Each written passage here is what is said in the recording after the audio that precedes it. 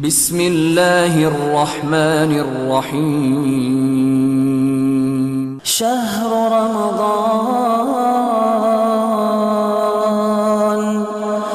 رمضان الذي انزل فيه القرآن ورحمۃ اللہ وبرکاتہ۔ ان الحمد للہ والصلاة والسلام علی رسول اللہ، اما بعد۔ معزز حاضرین، آپ کے سامنے 25ویں پارے کا خلاصہ رکھا جائے گا، اس کے بعد نماز تراویح ادا کی جائے گی، اور نماز تراویح کے بعد انشاءاللہ 26ویں پارے کا خلاصہ بیان کیا جائے گا۔ 25ویں پارے میں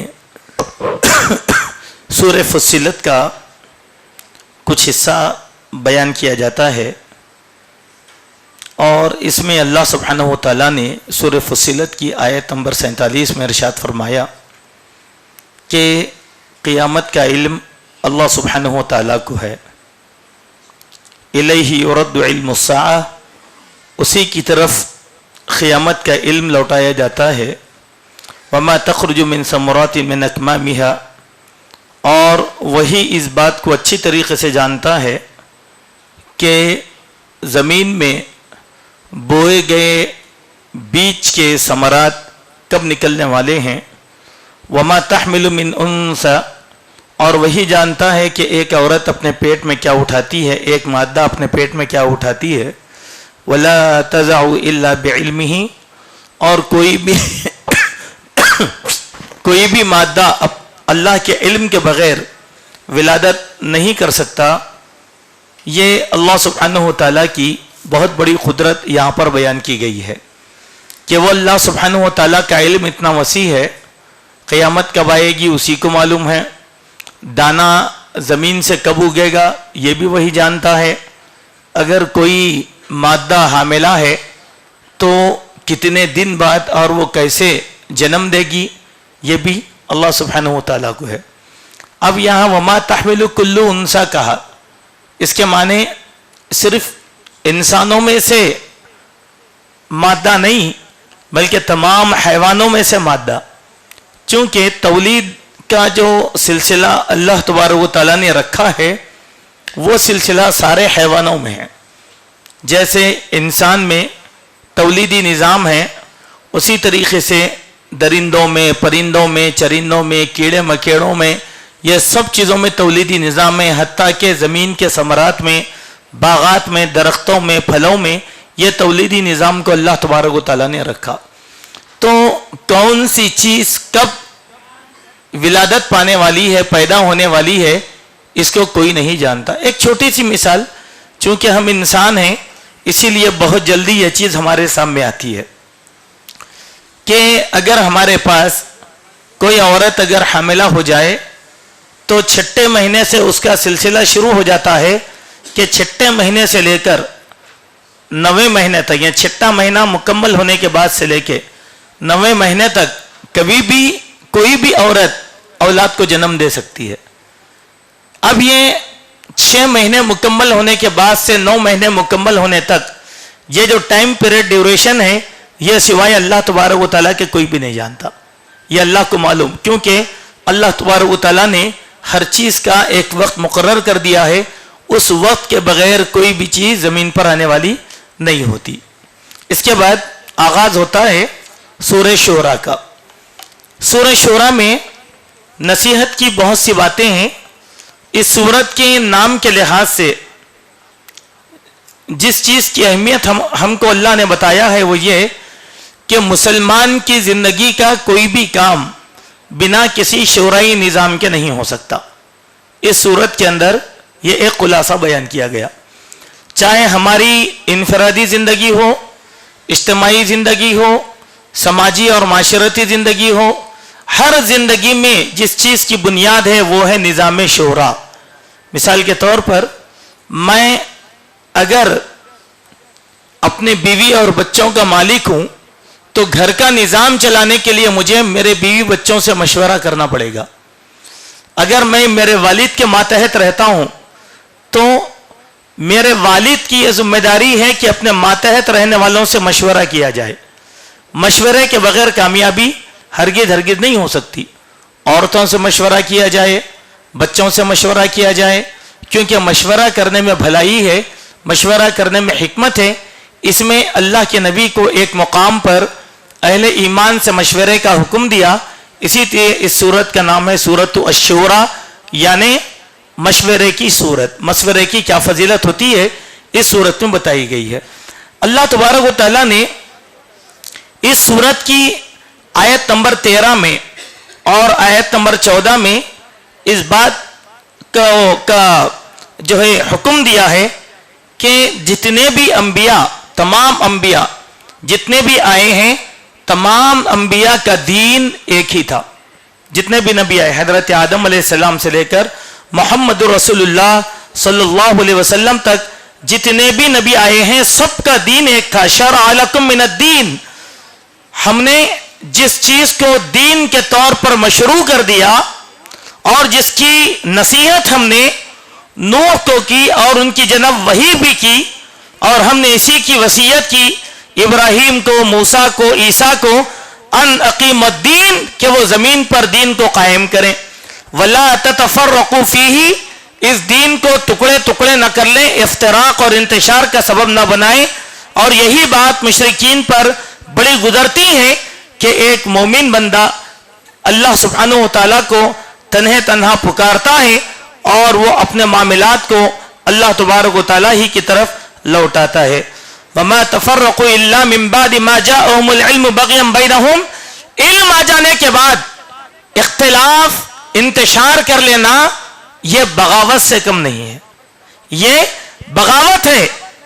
کیونکہ اللہ تبارک و تعالیٰ نے علم عطا فرمایا, ولولا کلمۃ سبقت من ربک الا اجل مسمى لقضی بینہم, اگر اللہ تبارک و تعالیٰ کا رحم کرم یا اللہ کا حکم نہ ہوتا تو تمہارے درمیان فیصلہ کر دیا جاتا. تو اس آیت میں سمجھنے کی جو بنیادی بات ہے وہ یہ کہ ہمارا جو دین ہے وہ ایک ہی ہے, جس کی نصیحت اللہ تعالیٰ نے سارے انبیاء کو کی ہے. اس دین میں انتشار کر لینا, افتراق کر لینا, یہ اللہ تبارک و تعالیٰ کو سخت ترین ناپسند ہے. اور کفار تو یہ چاہتے ہیں کہ اس دین میں انتشار کر لیا جائے, فرقہ بندی, گویا کھلے کھلے الفاظ میں فرقہ بندی کی ممانعت کر دی گئی ہے. آج بڑے افسوس کی بات ہے کہ یہ بات ہمارے لیے بڑی اہمیت کی حامل ہے کہ تمام انبیاء کا دین ایک ہی تھا, لیکن اس کے باوجود آج ہم لوگوں نے دین کو حصوں اور ٹکڑوں میں بانٹ لیا. اب دین کی اہمیت ہمارے پاس نہیں رہی, اب ہم مسلکی اہمیت کے اندر جو ہے ڈوبے ہوئے ہیں. ہر مسلک اپنے آپ کو بچانے کی جد و جہد کر رہا ہے, لیکن سارے مل کر دین کی حفاظت کرنے کی کوشش نہیں کر رہے ہیں. دین ہمارے اوپر نافذ ہونا چاہیے. آپ دیکھیں ہمارے علماء اکرام کی ایک بڑی جماعت ہے, فقہی مسائل کے اندر وہ اپنے اپنے مسالک کی بات کرتے ہیں لیکن دین کی بات نہیں کرتے. آپ ان کے دل سے پوچھئے کہ صحیح مسئلہ کیا ہے, وہ کہیں گے کہ واقعتاً یہ حدیث ہے, اس کا انکار نہیں ہے, لیکن ہم کیا بتائیں کہ یہ چیز ہمارے مسلک اور ہمارے منہج کے خلاف ہے. تو آج مسلمانوں کی سب سے بڑی مشکل یہ ہے کہ ہم سارے مسلمان مسلکوں کو بچانے کی جد و جہد کر رہے ہیں, دین کو بچانے کی جد و جہد نہیں کر رہے ہیں, جبکہ دین ایک ہی تھا. کل ہی یا پرسوں ایک ہمارے ملک کے بڑے عالم دین ہیں جو ماشاءاللہ مسلمانوں کی بہت خدمت کرتے ہیں, حکومتی سطح پر بڑا اثر ہے, مولانا ارشد مدنی حفظہ اللہ. ان سے ایک سادھو سنت نے سوال کیا اور انہوں نے بڑا پیارا جواب دیا. کہا کہ تم اللہ اکبر کہہ کر خوش ہوتے ہو, تو محمد صلی اللہ علیہ وسلم کب آئے؟ 1400 سال پہلے. تو اسلام کی عمر ہوئی 1400 سال کی. اسلام سے پہلے نہ اللہ تھا اور نہ دین تھا, لہذا تم 1400 سال پہلے جو دین آیا اس کو لے کر تم اتنا اڑے ہوئے ہو, جبکہ تمہارے مقابلے میں ہم لوگ تو بہت پرانے ہیں. اس کی جتنی سمجھ تھی اس نے اتنی بات کی. تو مولانا نے اس کی بات کو کاٹتے ہوئے بڑا اچھا جواب دیا.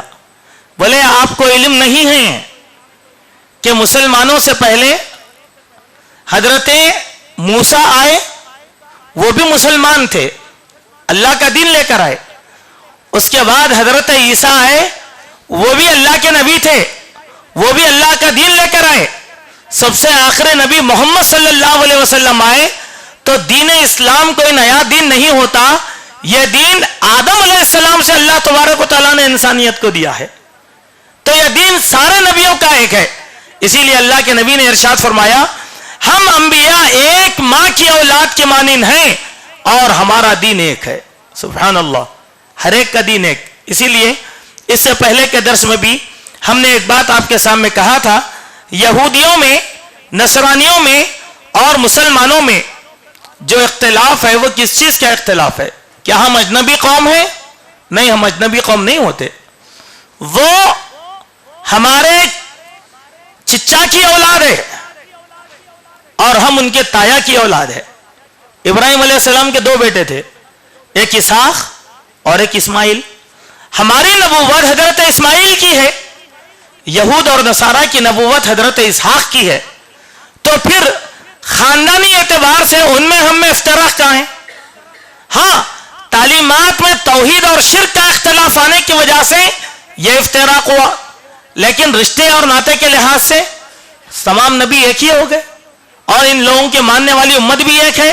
لیکن منہج بدلنے کی وجہ سے، کیونکہ انہوں نے عزیر کو اللہ کا بیٹا بنایا، عیسیٰ کو اللہ کا بیٹا بنایا، اور ہم اللہ تبارک و تعالیٰ کو ایک سمجھتے ہیں، ایک عقیدہ رکھتے ہیں، اور اس کی اولاد کو ہم مانتے نہیں، اور نہ ہمارا عقیدہ ہے کہ اللہ کی کوئی اولاد ہے. یہی افتراق ہے، اس سے بڑھ کے اور کوئی چیز نہیں. لیکن دین ایک ہے، تمام نبیوں کا دین ایک. اس کے بعد اللہ سبحانہ و تعالیٰ نے اس سورت کی آیت نمبر 27 کے اندر ارشاد فرمایا کہ یہ غریبی اور امیری کا جو سلسلہ ہے، اس سلسلے کو خود اللہ نے جاری کیا ہے، خود اللہ نے جاری کیا. بعض لوگ جو دعویٰ کرتے ہیں کہ ہم زمین سے غریبی کا خاتمہ کر دیں گے، وہ جھوٹے ہیں. زمین سے غربت کا خاتمہ کبھی بھی نہیں ہوگا، کیونکہ امیری اور غریبی کا نظام یہ اللہ تبارک و تعالیٰ نے بنایا ہے. اسی بات کا ارشاد سورہ شورى کی آیت نمبر 27 میں کیا گیا، وَلَوْ بَسَطَ اللَّهُ الرِّزْقَ لِعِبَادِهِ لَبَغَوْا فِي الْأَرْضِ. اگر ہم روئے زمین پر سارے لوگوں کو مالدار ہی مالدار بنا دیتے تو زمین پر سرکشی اور بغاوت زیادہ ہو جاتی. ہر کوئی اپنی اپنی بادشاہت قائم کرنا چاہتا. پھر اس کے بعد اللہ نے فرمایا وَلَكِنْ يُنَزِّلُ بِقَدْرٍ مَا يَشَاءُ. ہم نے جس انسان کو جتنی طاقت سمجھا ہے اس کی طاقت کے حساب سے اس کو خوشحالی اور روزی عطا فرمایا ہے. کسی کو ملینر بنایا، کسی کو لکھپتی بنایا، کسی کو سینکڑا پتی بنایا. یہ انسان کی کیپیسٹی کی یا عقیدے کی بات بتائی گئی. عقیدے کی بات یہ ہے کہ اللہ سبحانہ و تعالی ہر ایک کو صرف اتنا ہی عطا فرماتا ہے جتنا بندہ سنبھالنے کی طاقت رکھتا ہے. اور چاہے اولاد ہو، چاہے دنیا کی خوشحالی ہو، اتنی ہی ہمیں عطا کی جاتی ہے جتنی ہمارے پاس طاقت ہے. آپ لاکھ کوشش کے ایک لیبر ہے، آپ بتلائیے لیبر سے زیادہ حق اور حلال کا کون کھاتا ہے؟ وہ لاریوں کا مال اپنی پیٹھ پر لا کر خالی کر دے گا، لیکن اس کی مزدوری کتنی ملے گی؟ وہی 700 روپے. وہی 700 روپے. کیوں؟ اس کی حیثیت اتنی ہی بنایا اللہ نے. لیکن ایک آفیسر ہے، وہ ایک دستخط کرتا ہے اور ماہانہ لاکھوں روپے حاصل کرتا ہے. یہ فرق کس کا ہے؟ اللہ سبحانہ و تعالیٰ کا. اس فرق سے اللہ تبارک و تعالیٰ کی شکر گزاری بندے کے دل سے نکلتی ہے. سبحان اللہ. اگر سارے کے سارے مالدار ہوتے تو کون کس سے کام لیتا؟ اسی لیے ہمارے نبی جناب محمد رسول اللہ صلی اللہ علیہ وسلم نے ہم لوگوں کو اس بات کی تعلیم دی کہ جب بھی تم کسی مفلس، کسی لاچار اور کسی غریب انسان کو دیکھو تو فوراً اللہ تبارک و تعالیٰ سے اس کے حق میں دعا کرو کہ اے میرے اللہ، تیرا لاکھ لاکھ شکر ہے کہ تو نے مجھ کو اس جیسا مجبور نہیں بنایا، اے اللہ تو اس کے حال پر رحم کر دے۔ اللہ اکبر، دل میں اللہ کی شکر گزاری کا جذبہ نکلا اللہ کی۔ اسی لیے شریعت کا ایک اصول ہے، اللہ کے پیارے نبی جناب محمد رسول اللہ صلی اللہ علیہ وسلم نے ارشاد فرمایا، دین کے اعتبار سے اگر تم کو زندگی گزارنا ہو، اپنے سے بزرگ اور نیک آدمی کو دیکھ کر زندگی گزارو۔ دنیا کے معاملے میں اگر تم کو زندگی گزارنا ہو تو اپنے سے کمتر انسان کو دیکھ کر زندگی گزارو۔ معنی کیا ہے؟ نیک، صالح، متقی ایسے انسان کو دیکھ کر دین میں بڑائی آتی ہے، دین میں جذبہ پیدا ہوتا ہے۔ مجبور، لاچار اور کنگال، تنگ دست ایسے انسان کو دیکھ کر زندگی گزارو تو زندگی میں اعتدال پیدا ہوتا ہے۔ سبحان اللہ، دل میں یہ بات آتی، آج تو میں خوشحالی کے ساتھ کھا رہا ہوں، پی رہا ہوں، پہن رہا ہوں، نہ جانے اس بندے کی زندگی کیسے گزر رہی ہوگی۔ اسی لیے بار بار اللہ تبارک و تعالیٰ نے ایک حکم دیا، وَإِيتَاءِ ذِي الْقُرْبَى، قرابت داروں کا لحاظ کرو، وَالْيَتَامَى وَالْمَسَاكِينَ کہا، مسکینوں کا خیال کرو، فقیروں کا خیال کرو، غربا کا خیال کرو۔ یہ کیوں؟ تاکہ مالداروں کے دل میں شکر کا جذبہ پیدا ہو۔ دیکھیے، کوئی بھی مالدار اگر اپنے مال سے صدقہ، خیرات اور زکوٰۃ نکال کر کسی مجبور کو دیتا ہے تو وہ احسان نہیں کر رہا مجبور کے اوپر، بلکہ اللہ اس مالدار پہ احسان کر رہا ہے کہ اس کو دینے کی توفیق عطا فرمایا۔ سبحان اللہ، یہ بھی جذبہ شکر گزاری ہے۔ ایک مالدار اللہ کی رضا کے لیے کسی مسکین کو کچھ دیتا ہے، اس مالدار کو شکریہ ادا کرنا چاہیے کہ اللہ نے غریب کو اس کے سامنے لایا کہ اس کی صدقہ اور خیرات قبول کی جائے۔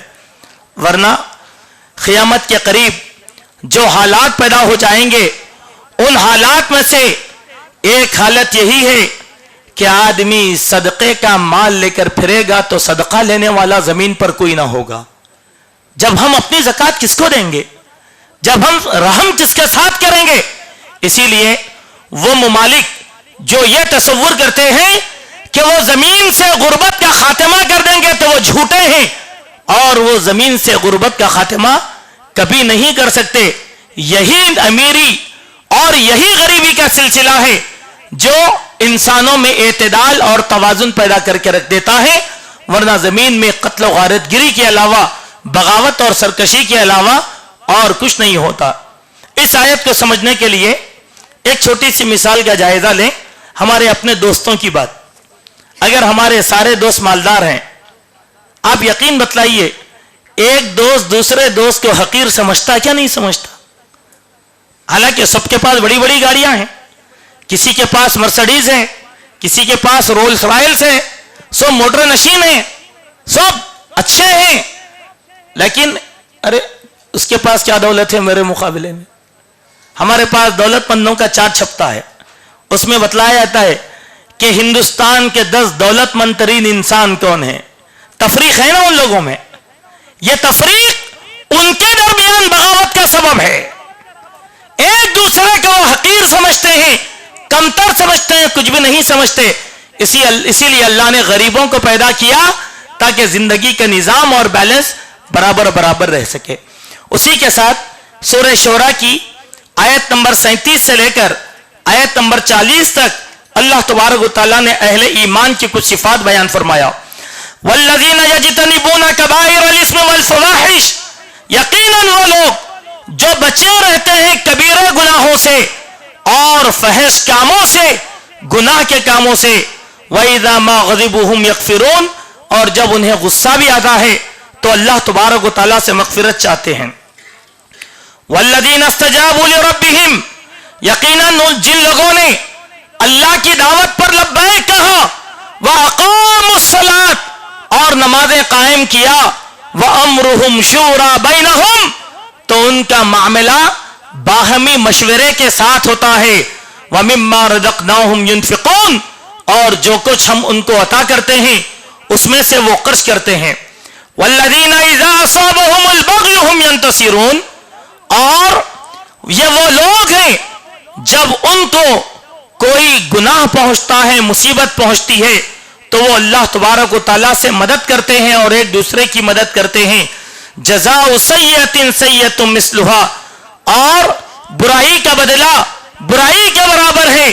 فمن عفا واصلح فاجرہ علی اللہ، جس نے معاف کر دیا اور درگزر کر دیا تو اس کا معاملہ اللہ تبارک و تعالیٰ کے پاس ہے. یہیں پر سورہ شورى کی اہمیت معلوم ہوئی کہ نیک لوگوں کی کیا کیا باتیں ہیں. ہمیشہ اللہ کے نام پر لبیک کہتے ہیں. نمبر 1، نمازوں کو قائم کرتے ہیں. چونکہ یہاں نماز کا تذکرہ آیا تو لبیک کے معنی یہ ہوں گے کہ جب ان لوگوں کو اذان کی آواز سنے آتی ہے تو وہ فوراً نماز کے لیے بھاگ کر آ جاتے ہیں. چونکہ اللہ تعالیٰ نے سورہ جمعہ میں کیا کہا کہ یا ایھا الذین آمنوا اذا نودی للصلاۃ من یوم الجمعۃ فاسعوا الی ذکر اللہ. اے ایمان والو، جب جمعہ کے دن اذان دی جائے تو تم دوڑتے ہوئے مسجد کی طرف آ جاؤ. یہ اہل ایمان کی صفت ہے. وہ اللہ کی بات پر لبیک کہتے ہیں اور نمازوں کو قائم کرتے ہیں. ان کے سارے معاملات شورائی نظام کے تحت ہوتے ہیں. چلیے چھوٹا سا خلاصہ میں آپ کے سامنے رکھتا ہوں. شورائی نظام ہمارے گھروں کی ناکامی کا سبب ہے. شورائی نظام. اولاد کہتی ہے کہ نہیں بھائی ہمارے والد ہم سے پوچھتے نہیں، اپنی منمانی کرتے ہیں. اولاد میں والد کے بارے میں عدم اعتمادی پیدا ہو گئی. والد کو اولاد سے شکایت کہ ہمارا بیٹا ہم سے مشورہ کرتا ہی نہیں، ہمیشہ نقصان اٹھاتا ہے. لیکن یہ جاننا چاہیے اللہ کے نبی صلی اللہ علیہ وسلم زندگی کے معاملات میں امہات المؤمنین سے مشورہ کیا کرتے تھے. گھریلو معاملات میں، قومی معاملات میں ایسا کوئی مرحلہ نہیں ہے جہاں اللہ کے نبی نے صحابہ سے مشورہ نہ کیا ہو. بدر کی جنگ میں صحابہ سے مشورہ کیا، احد کی جنگ میں صحابہ سے مشورہ کیا، احزاب میں صحابہ سے مشورہ کیا. بغیر مشورے کے اللہ کے نبی نے کبھی قوم و ملت کا کوئی کام نہ کیا. اللہ کے نبی کی حیات طیبہ کے بعد خلافت راشدہ کا سلسلہ شروع ہوا. حضرت ابو بکر نے مشورہ کمیٹی بنایا، حضرت عمر نے مشورہ کمیٹی بنایا، حضرت عثمان و علی نے مشاورت کی ایک کمیٹی بنایا. ان کی مشاورت کن لوگوں سے ہوتی تھی؟ بزرگ ایسے صحابہ جو حافظ قرآن ہوتے اور عالم ہوتے، ان لوگوں سے حضرات صحابہ ایک دوسرے سے مشورہ کیا کرتے تھے. سبحان اللہ. بات ایسی نہیں یہ مسجد کا صدر میں ہوں، جو چاہے میں کر لوں گا. نہیں، مسجد کے صدر آپ ہیں، متولی آپ ہیں، مدرسے کا نظام آپ کے پاس ہے، جماعت کے آپ سربراہ ہیں. لیکن کوئی بھی مجلس شورا سے علیحدہ نہیں ہو سکتا. چونکہ 4 کے جب مشورے آئیں گے تو بہتر رائے پر عمل کیا جائے گا. خود پرستی اور اپنے فیصلے امت مسلمہ کے لیے سوائے نقصان کے اور کوئی معاملہ فراہم ہرگز نہیں کرتے. اسی لیے ہم لوگوں کو چاہیے کہ اپنی زندگی کے معاملے میں ہم لوگ مشورہ کریں. اسی مشورے کی وجہ سے اللہ سبحانہ و تعالی زندگی کی خیر اور برکت عطا فرماتا ہے. اس کے بعد آغاز ہوتا ہے سورہ زخرف کا. یہ مکی سورت ہے. اس سورت میں اللہ سبحانہ و تعالی نے آیت نمبر 9 سے لے کر آیت نمبر 15 تک اپنے انعامات کا تذکرہ بیان فرمایا. جیسے اللہ تعالیٰ فرماتے ہیں کہ وَلَئِن سَأَلْتُم مَّن خَلَقَ السَّمَاوَاتِ وَالْأَرْضَ، ان لوگوں سے پوچھو کہ زمین اور آسمان کو کس نے پیدا کیا، تو وہ کہیں گے ایک زبردست اللہ تبارک و تعالیٰ نے پیدا فرمایا ہے. پھر وہی اللہ جس نے زمین کو بچھونا بنایا اور اس میں تمہارے لیے راستے بنائے، اور یہ وہی اللہ کی ذات ہے جس نے آسمان سے تمہارے لیے حسب مقدار بارش کو برسایا اور اسی بارش سے مردہ زمینیں زندہ ہو جاتی ہیں. اسی طریقے سے اللہ مردوں کو زندہ کرتا ہے. وہی اللہ تعالیٰ ہے جس نے تمہارے جوڑے بنائے ہیں اور تمہارے لیے کشتیوں کو پیدا فرمایا، اور ان کشتیوں میں تم حمل و نقل کا کام کرتے ہو اور سواری کے طور پر اس کشتی کو استعمال کرتے ہو. اور جب وہ کشتی پانی میں برابر ہو جاتی ہے تو تم اللہ سے دعا کرتے ہو سبحان الذی سخر لنا ھذا وما كنا लहू मुकरिनीन व इन्ना इला रब्बिना लमुनक़लिबून। सुभान अल्लाह मेरे भाई, ये देखिए अल्लाह की कुदरत, कितनी चीजें हैं, उतनी चीजों की पैदाइश करने वाला अल्लाह ताला है। इसमें एक बुनियादी बात जो हमारे लिए है वो ये कि उस जमाने में सड़कें नहीं थी, मोटर गाड़ी नहीं थी, पेट्रोल का वजूद नहीं था, लेकिन पानी का वजूद था, पानी के जहाज चला करते थे। तो यहां पर सवारी की दुआ अल्लाह ताला ने सिखाया है। हम जब किसी भी सवारी पर सवार हो जाते हैं, चाहे वो हवाई जहाज हो या वो पानी का जहाज हो या मोटर बाइक हो या ट्रेन हो या फिर बस हो या हमारी कार हो, जब हम ड्राइविंग सीट पर बैठकर सफर शुरू करते हैं तो हमको यह दुआ पढ़ने का हुक्म दिया गया, सुब्हानल्लज़ी सख्खर लना हादा वमा कुन्ना लहू मुकरिनीन व इन्ना इला रब्बिना लमुनक़लिबून। लेकिन अल्लाह तबारक व तआला की इतनी सारी तख्लीकात के बावजूद भी हजरत इंसान का यह आलम है कि इंसान अल्लाह तबारक व तआला का नाशुक्रा बना हुआ है और वो अल्लाह तबारक व तआला से कुफर कर रहा है। उसके बाद अल्लाह सुब्हानहू व तआला ने एक कुफ्फार के एक एतराज का यहां पर जवाब भी दिया और उन कुफ्फार की फितरत को अल्लाह तबारक व तआला ने आयत नंबर 31 में बयान फरमाया, वक़ालू लौला नुज़्ज़िला हाज़ल कुरान अला रजुलिन मिनल क़रयतैन। क्या है मोहम्मद, तुमको रसूल बनाए जाने की क्या जरूरत थी? क्या इस मक्का के सरदार खुशहाल रईस लोग खत्म हो गए थे? अगर अल्लाह को नबी बनाकर भेजना था तो अल्लाह ताला ये वादी, दोनों पहाड़ों के बीच की इस वादी यानी मक्का से किसी और को नबी बनाकर भेजता। तुम्हारे जैसे इंसान के नबी बनाए जाने की जरूरत क्या थी? तो अल्लाह सुब्हानहू व तआला ने उनके इस एतराज का जवाब दिया और अल्लाह के प्यारे नबी सल्लल्लाहु अलैहि वसल्लम को दिलासा देते हुए फरमाया, क्या नबी इनकी बातों पर अपने दिल को छोटा ना करें, ये तो इतने नाजुक, इतने नाशुक्रे हैं कि अगर हम इनकी छतों को सोने की छत बना देते, इनके दरवाजों को मोतियों के दरवाजे बना देते, इनकी जमीनों को लालो गौहर में अगर हम तब्दील करते, तब भी ये आंख से देखकर आप पर ईमान नहीं लाते, क्योंकि इनकी फितरत में एतराज ही एतराज रखा हुआ है। सिवाय एतराज के ये कोई काम नहीं कर सकते। लिहाजा आप इनकी बातों को तस्लीम ना करें और इनकी बातों से अपने आप को छोटा करने की कोशिश ना करें। उसके बाद अल्लाह तबारक व तआला ने पैगंबरों को नसीहत करते हुए उनकी एक सिफत बयान फरमाया कि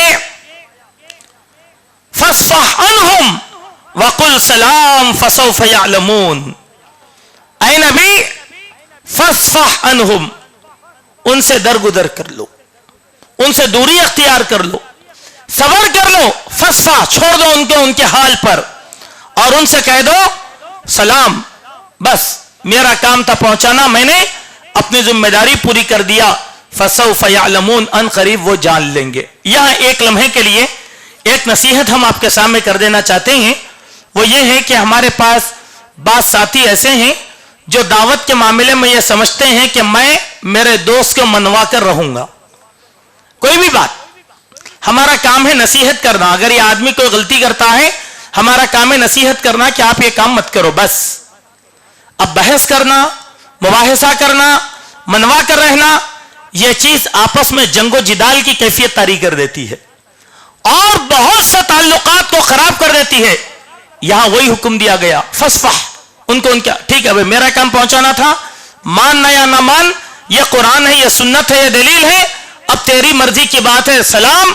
अब तू अपनी जगह, मैं अपनी जगह। यह दावत का बुनियादी उसूल है, यह दावत का बुनियादी उसूल है। नहीं मैं मनवा के रहूंगा, यह जहालत का उसूल है, अंबिया को यह उसूल नहीं दिया गया। उसके बाद सूरह दुकान का आगाज हुआ, जिसकी एक इब्तदाई 2 आयतें हम लोगों को समझना बहुत जरूरी है, वरना अक्सर लोग यहां पर बहुत ज्यादा गलती करते हैं समझने में।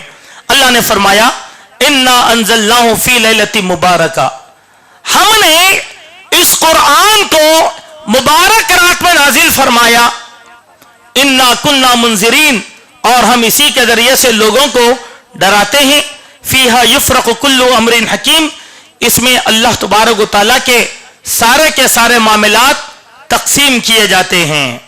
ٹھیک ہے، سوال یہ ہے جب بھی ہمارے پاس شب برات آتی ہے تو ہمارے بعض علماء کرام اس آیت کو استدلال کر کے اس رات کی مبارکبادی بیان کرتے ہیں۔ اب سوال آپ سے یہ ہے، اللہ تعالیٰ نے رمضان کی لیلۃ القدر میں قرآن مجید کو نازل کیا یا شب برات میں نازل کیا؟ لوگوں کو اتنا تک شعور نہیں ہے۔ یہاں جو بات کہی گئی وہ بھی شب قدر ہے، کیونکہ اللہ نے کیا کہا؟ انا انزلناہ فی لیلۃ القدر، ہم نے اس قرآن مجید کو قدر والی رات میں نازل کیا۔ اور قدر والی رات کیا ہے؟ رمضان کے عشرے کی آخری 5 راتیں یہ قدر والی ہیں، ان میں سے کسی ایک رات میں اللہ تعالیٰ نے قرآن کو نازل کر دیا۔ اب آپ بتلائیے، کیا قرآن 2 مرتبہ نازل کیا گیا؟ پھر انا انزلناہ فی لیلۃ مبارکہ، اس کے معنی شب برات نہیں ہوتی۔ غلط طریقے سے لوگ اس آیت کا استدلال کر کے شب برات کی کئی بدعات کو فروغ دیے ہوئے ہیں۔ انا انزلناہ فی لیلۃ مبارکہ، ہم نے اس رات میں قرآن کو نازل کیا جو قدر والی رات ہے، کیونکہ سورہ قدر میں بھی اس کی تفصیل ہے۔ اللہ تقدیروں کے فیصلے کرتے ہیں قدر والی رات کے اندر، ہر انسان کی تقدیر کے فیصلے کرتے ہیں۔ وہی بات اللہ تبارک و تعالیٰ نے یہاں پہ بھی کہا کہ ہم یہاں پر ذمہ داریوں کی تقسیم کرتے ہیں اور ان کی تقدیروں کا فیصلہ فرماتے ہیں۔ تو قرآن کی عظمت یہ بیان کی گئی کہ قرآن مجید کو اللہ سبحانہ و تعالیٰ نے قدر والی رات میں بیان فرمایا۔ یہاں پر ایک اور بات جو بڑی سمجھنے کی بات ہے قرآن کے بارے میں، وہ یہ ہے فَإِنَّمَا يَسَّرْنَاهُ بِلِسَانِكَ لَعَلَّهُمْ يَتَذَكَّرُونَ، اے نبی اس قرآن کو آپ کی زبان پر ہم نے آسان کر دیا ہے تاکہ لوگ اس سے نصیحت حاصل کریں۔ یہاں پر بھی ایک غلط فہمی کا ازالہ ہم کرنا چاہتے ہیں۔ قرآن سب سے آسان کلام ہے، عربی سب سے آسان زبان ہے۔ ایک چھوٹی سی مثال میں آپ کو دیتا ہوں۔ آپ کو عربی نہیں آتی، آپ کی زبان مادری اردو ہے، آپ ملازمت کرنے کے لیے عرب کو چلے گئے، 1 مہینے میں عربی سیکھے کہ نہیں سیکھے؟ آسان زبانیں سیکھ گئے۔ اللہ نے صحیح کہا نا کہ ہم نے اس قرآن کو آسان کیا۔ قرآن مجید کے مختلف مقامات پر اللہ نے کہا وَلَقَدْ يَسَّرْنَا الْقُرْآنَ لِلذِّكْرِ فَهَلْ مِن مُدَّكِرٍ، ہم نے اس قرآن کو بہت آسان کر کے نازل کیا ہے کوئی نصیحت حاصل کرنے والا؟ اب تو آپ بتلائیے قرآن آسان ہے کہ مشکل ہے؟ آسان ہے، یہ ہمارا ایمان ہے، ٹھیک ہے۔ مگر ہمارے بعض علماء کرام عوام سے کہتے ہیں قرآن پڑھنا سب کے بس کی بات نہیں ہے، یہ قرآن سیکھنے 17 علم ضروری ہے، جب تک وہ 17 علم نہیں آئے قرآن نہیں سیکھ سکتے۔ اب مجھے یہ نہیں معلوم کہ 17 علم کون سے ہیں، چونکہ دینی مدرسوں میں بھی جو علوم پڑھائے جاتے ہیں وہ 6، قرآن، حدیث، فقہ، تاریخ، عربی گرامر۔ عام اسکولوں میں بھی جو پڑھائے جاتے ہیں وہ 5 سبجیکٹ ہیں، مادری زبان، سائنس، سوشل، میکس۔ پھر یہ 17 کہاں سے آ گئے؟ اب میرا ایک سوال آپ سے ہے، جب قرآن نازل کیا گیا اللہ کے نبی پر اور اللہ کے نبی نے مکے والوں کو جب قرآن سنایا تو کیا مکے والے 17 زبان جاننے والے تھے یا 17 علم جاننے والے تھے؟ اگر ان کا علم ہوتا تو سب سے پہلے قرآن کو ہی مان لیتے تھے۔ چلیے، حضرت عمر رضی اللہ عنہ نے قرآن سنا، ان کے دل پہ اثر کیا قرآن، کیا وہ 17 علم جانے تھے؟ حبشہ کا بادشاہ نجاشی حضرت جعفر کی زبان سے سورہ مریم کو سنا تو اس کے دل پر خوف طاری ہوا، کیونکہ نجاشی 17 زبان کا ماہر تھا۔ یہ کہہ کہہ کر ہماری قوم کو قرآن سے دور کر دیا اور حافظ قرآنوں کا غلام بنا دیا۔ کیسے غلام بنا دیا؟ نہیں مجھے قرآن پڑھنے نہیں آتا، آئیے ہمارے گھر میں ختم قرآن کیجئے۔ ایک نئی بدعت ایجاد کر دیا حافظوں کو بلا کر۔ دیکھیے جہاں انسانیت کے لیے اللہ نے قرآن کو آسان کیا، میرا عقیدہ یہ ہے کہ اگر کوئی کافر، پکا کافر، اگر وہ بھی قرآن مجید کو اس کے اصلی لب و لہجے اور اسلوب میں سنا تو اللہ کی قسم اس کے دل پر اثر ہوگی، بات اس کے دل پر وہ بات اثر کرے گی۔ اس دن میں ایک واقعہ میں سرسری طور پر آپ کے سامنے رکھ دیتا ہوں کہ آپ نے سنا ہوگا ناصر السادات کا نام، ایک بادشاہ تھا مصر کا، وہ کمیونسٹ نظریات رکھنے والا تھا۔ جب وہ رشیا کو گیا تو رشیا کے لوگوں نے اس سے کہا کہ ناصر تم عملاً کمیونزم قبول کر لو، اسلام میں کیا رکھا ہے، اسلام میں کیا رکھا ہے، ہم تم کو قوت طاقت سب فراہم کر دیں گے، تم کمیونسٹ بن جاؤ۔ تو ناصر سادات کے دل پر ایک بوجھ گزرا، کیوں؟ وہ اسلام سے واقف نہیں تھا، بلا کہ میں مسلمان، میرے دین کے بارے میں اتنی بڑی بات بولے یہ لوگ، دل میں بات رہ گئی۔ سفر ختم ہوا اور وہ مصر سے واپس آ گیا، پھر دوبارہ اس کو رشیا جانے کا موقع ملا تو وہ اللہ اس کے دماغ میں ڈال دیا بات۔ اس نے شیخ قاری عبد الباسط رحمت اللہ علیہ زندہ تھے، ان کے پاس مراسلہ بھیجا کہ فلاں دن فلاں تاریخ کو آپ میرے ساتھ رشیا چلیں گے۔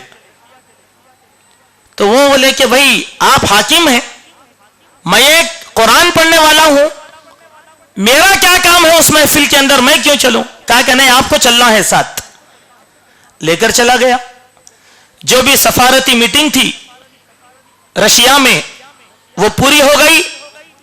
پوری ہونے کے بعد ناصر سادات نے اہلیان مجلس سے گزارش کیا کہ دیکھیے ہمارے ساتھ ہمارے ملک کے بہت بڑے قاری آئے ہوئے ہیں، میں ان کو ساتھ لایا، آپ نے مجھ سے کہا تھا کہ اسلام میں کیا ہے، لہذا اب وہ آپ کے سامنے قرآن کا کچھ حصہ سنائیں گے۔ انہوں نے کہا کہ بالکل سنائیے۔ تو قاری عبد الباسط رحمہ اللہ سورہ مریم کی آیتیں پڑھ کر سنانا شروع کر دیے۔ ان کا لب و لہجہ آپ جانتے ہیں، ان کی آواز سووں سال سے اللہ تعالیٰ نے ہمارے دلوں میں ان کو بسا کر رکھا ہے۔ جب وہ پڑھ رہے تھے تو وہ کمیونسٹ جو خدا کے منکر تھے وہ زار و خطار رونا شروع کر دیے۔ اثر ہوا ان کی زبانوں پر، ان کے دلوں پر۔ جب قاری صاحب کی تلاوت ختم ہوئی تو رشیا کا جو بادشاہ تھا، صدر، وہ اٹھا اور اٹھ کر کہنے لگا یہ شیخ صاحب نے کیا پڑھا یہ تو زبان سمجھ میں نہیں آئی، لیکن آج ہمیں یقین ہوا کہ ایک خدا ہے اور اس خدا کا نظام اس زمین کے اوپر قائم ہے۔ سبحان اللہ۔ قرآن آسان ہے نا؟ کیا وہ رشیا کا 17 زبان جانتا تھا کیا؟ نہیں۔ آپ آج مودی جی کو بٹھا کر قرآن سناؤ، انشاءاللہ ان کے دل پر بھی قرآن اثر کرے گا۔ یہ ہماری غلطی ہے کہ ہم قرآن کو مشکل بنا لیا خود مسلمانوں نے اپنے آپ پر۔ اسی لیے ہم میں کے بہت سے لوگ ہیں جو یہ کہتے ہیں کہ بھائی آپ قرآن پڑھے کیا؟ آپ قرآن پڑھے؟ نہیں پڑھے۔ کل کی بات بتاتا ہوں میں آپ کو، بہت افسوسناک بات، آپ کو سن کے تعجب ہو گیا، میں تو شرم سے پانی پانی ہو گیا۔ کل میرا ایک بیان تھا ایک مسجد میں، اہل حدیث مسجد میں، تو ایسے ہی بیان سے پہلے میں لوگوں سے ایک سوال کیا، کچھ بات آئی، بھائی دیکھیے اللہ سے ڈر کے بولنا، ایک سوال کر رہا ہوں، کوئی نہیں چھپانا۔ آج 24 روزے مکمل ہو گئے، صرف 6 روزے باقی ہے۔